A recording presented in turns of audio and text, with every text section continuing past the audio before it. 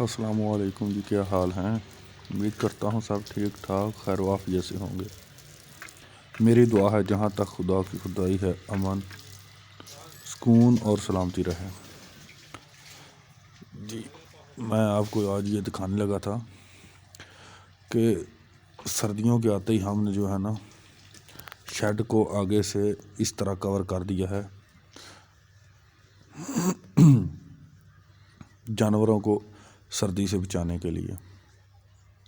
میں نے پہلے بھی ایک ویڈیو اس معاملے پر بنائی تھی کہ سردیوں میں آپ نے اپنے جانوروں کی دیکھ بھال کیسے کرنی ہے، تو اس میں بھی میں نے آپ کو کافی ساری ٹیکنیکس بتائی تھیں کہ سردیوں میں چارے کو کس طرح تبدیل کرنا ہے، خشک چارے کو سبز چارے کے ساتھ، اور شیڈ کو کور کس طرح کرنا ہے، سردی سے اپنے جانوروں کو کس طرح سے بچانا ہے۔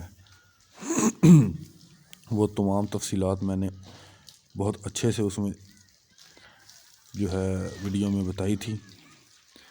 یہ آپ بغور مشاہدہ کر لیں کہ شیڈ کو مکمل بھی بند نہیں کیا جاتا۔ ایک تو اتنی سردی نہیں ابھی ہوئی، اس لیے دوسرا اگر شیڈ کو مکمل طور پر بند کر دیں تو جانوروں کے پیشاب سے بننے والی جو امونیا ہے وہ جانوروں کے لیے نقصان دہ ہوتی ہے۔ اس لیے کوشش کریں کہ شیڈ کے اندر ہوا کا گزر ہو لیکن جانوروں کو سردی سے بھی بچایا جا سکے۔ تو اس لیے آپ نے ایک سالڈ قسم کا ایک اچھا انتظام کرنا ہے جانوروں کے بیٹھنے کے لیے، تاکہ رات کو جب سردی زیادہ ہو جاتی ہے تو وہ بیٹھ جائیں۔ اس کے علاوہ اگر کوئی آپ کا جانور وغیرہ بیمار ہو جاتا ہے، آپ نے باڑے سے اس کو باہر نکالنا ہے، تو اس کے لیے یہ دیکھیں الگ انتظام کیا ہوا ہے۔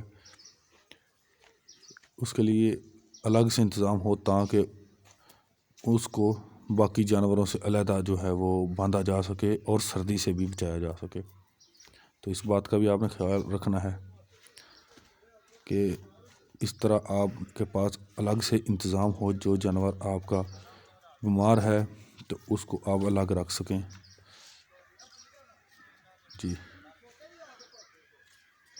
اس کے ساتھ ہی چاہتا ہوں آپ سے اجازت، ملیں گے ایک نئی ویڈیو کے ساتھ، تب تک کے لیے اللہ حافظ۔